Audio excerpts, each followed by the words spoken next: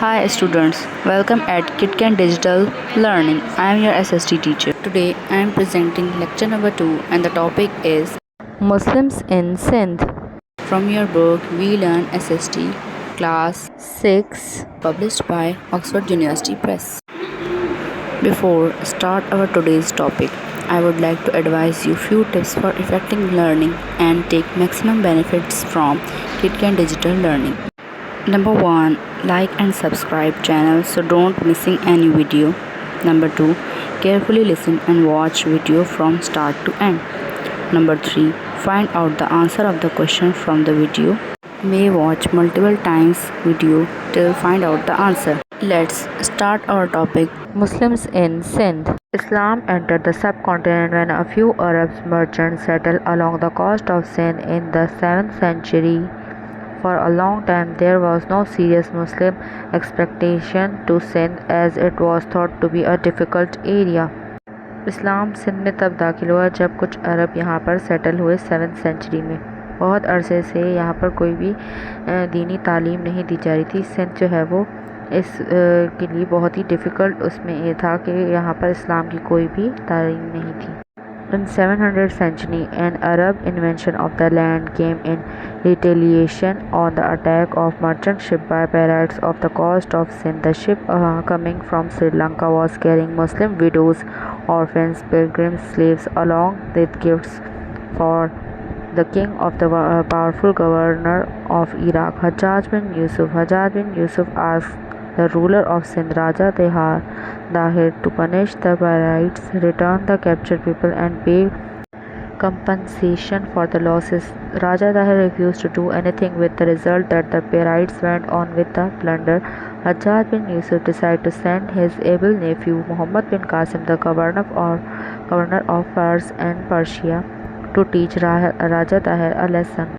سندھ کے ساحلی علاقے میں جو لٹیرے تھے، سمندری لٹیرے، انہوں نے سن 712 میں عرب کی زمین پر حملہ کیا اور اس شپ میں جو ہے وہ شپ جو ہے وہ سری لنکا سے آ رہی تھی، جس میں بہت سارے مسلم بیوائیں، یتیم بچے اور بہت سارے لوگ تھے جن کو غلام بنا کر لے کے آ رہے تھے وہ لوگ.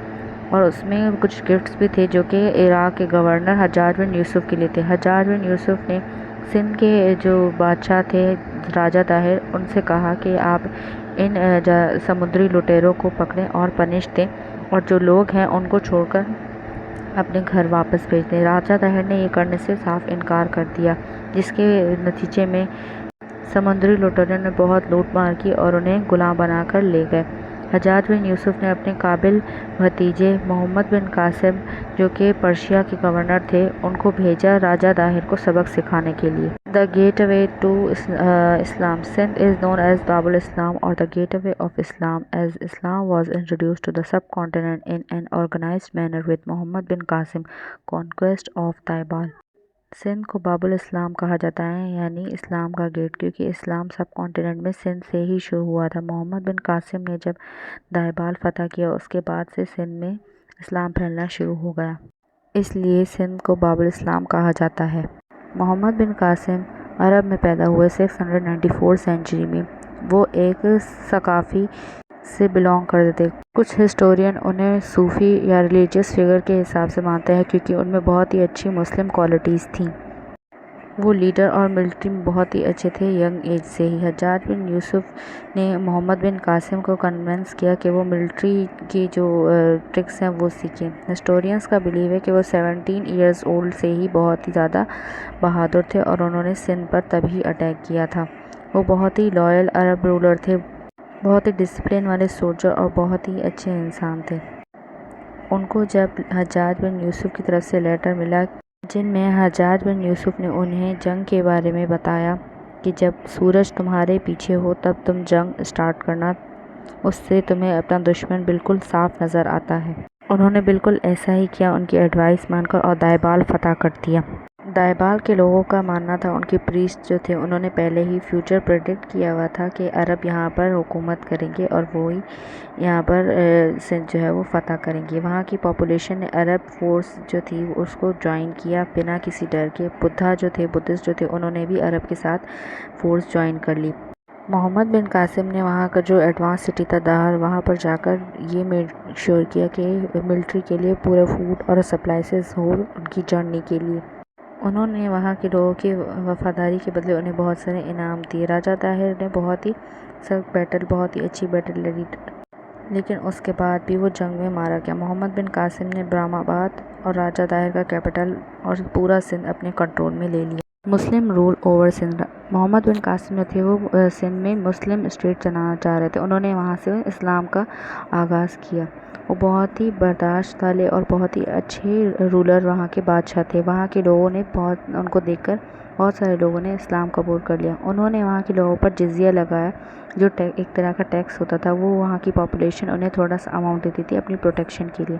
وہاں مسلمس کو پوری فریڈم تھی کہ وہ اپنی ریلیجس کے حساب سے پریکٹس کر سکیں۔ کسی کو بھی کوئی فورس نہیں کر سکتا تھا کہ وہ اسلام قبول کر لیں۔ ہندو، بدھسٹ اور بھی جو کلچر کے لوگ تھے وہ اپنی مذہب کے حساب سے اپنی زندگی گزارتے تھے۔ انہیں اچھی پوسٹ پر، گورنمنٹ کی پوسٹ پر انہیں جابس وغیرہ دی جاتی تھی۔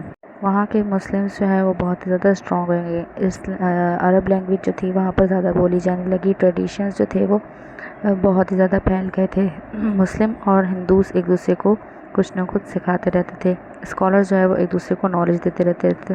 جس کو میتھمیٹکس آتی تھی وہ سکھاتے تھے، میڈیسن، ایسٹرولوجی، سب ایک دوسرے کو کچھ نہ کچھ سکھاتے رہتے تھے۔ Hope you enjoyed and learned basic concept of today's topic we have presented on the platform of KitKat Digital Learning. Don't forget to find out the answer of the question and reply answer of the question on within 24 hours to maintain your summer vacation learning project. Marks as total 10 marks in your final term exams based on reply all questions. Hope to see you in next topic and learn more new concepts. Thank you and bye bye.